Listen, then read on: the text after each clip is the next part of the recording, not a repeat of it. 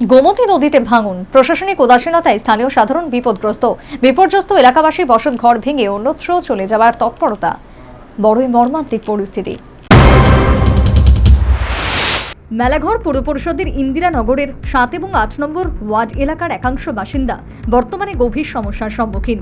দীর্ঘদিন যাবৎ সংশ্লিষ্ট এলাকাসমূহে গোমতী নদীতে ভাঙন দেখা দিয়েছে। বর্তমানে বর্ষার পরিস্থিতি আরও জটিল রূপ ধারণ করেছে। অবিশ্রান্ত বৃষ্টির জেরে ফুঁসছে গোমতী নদীর জল এবং নদী ভাঙন ভয়ঙ্কর রূপ ধারণ করেছে। আগেই স্থানীয় সাধারণ নদী ভাঙন রুখতে সংশ্লিষ্ট নদীর পাড়ে বোল্ডার দিয়ে বাঁধ তৈরি করে উপযুক্ত ব্যবস্থা গ্রহণের দাবি জানিয়েছিল। এমনকি নদীর ভাঙন রোধে সংশ্লিষ্ট এলাকাবাসী পথ অবরোধ আন্দোলন পর্যন্ত করেন, কিন্তু কোনো কাজ হয়নি। উল্টো পুলিশ তাদের গ্রেপ্তার করে আন্দোলন দমন করেছে বলে অভিযোগ। বর্তমানে অধিক বিপত্তি সৃষ্টি। অবিশ্রান্ত বৃষ্টির কারণে সংশ্লিষ্ট এলাকায় গোমতী নদীর ভাঙন ভয়ঙ্কর রূপ ধারণ করায় স্থানীয় সাধারণ আতঙ্কিত হয়ে পড়েছেন। কারণটা মোটেও অমূলক নয়। বর্তমান পরিস্থিতিতে এলাকার বাড়িঘর নদীগর্ভে তলিয়ে যাওয়ার উপক্রম হয়েছে। এই পরিস্থিতিতে একাংশ এলাকাবাসী তাদের বসতঘর ভেঙে অন্যত্র চলে যাওয়ার তৎপরতা শুরু করেছে। নিজের বাড়ি ফেলে অন্যত্র চলে যাওয়ার বিষয়টি কতটা মর্মান্তিক ও দুঃখজনক তা বলাই বাহুল্য। এই পরিস্থিতিতে রবিবার সকালে নিজের বসতঘর ভেঙে অন্যত্র চলে যাওয়ায় তৎপরতা শুরু করলেন মেলাঘর পৌর পরিষদের 8 নম্বর ওয়ার্ডের ইন্দিরানগরের বাসিন্দা ইসমাইল মিয়া। এই পরিস্থিতিতে তার দুর্বিষহ অবস্থার কথা জানালেন ইসমাইল। না, আমার নাম ইসমাইল মিয়া। এই জায়গাটা কোন জায়গা? এই জায়গাটা ইন্দিরানগর 8 নম্বর ওয়ার্ড। তো আপনি অসময়ে ঘর ভাঙতেছেন?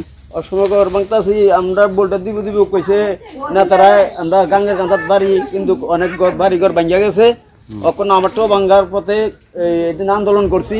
আমরা আরো হ্যারাসমেন্ট করে এই করে থানার লোকে, কিন্তু আমরা কোনো সরকার থেকে কোনো পাইছি না।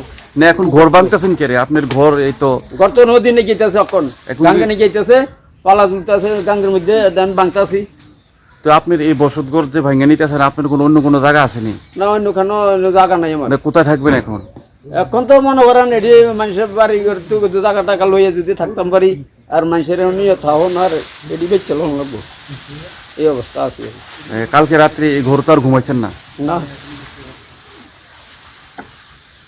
এগুলো ঘুমানো থাক দূরের কথা, উঠানে থাকতে তো কষ্ট হয়েছে।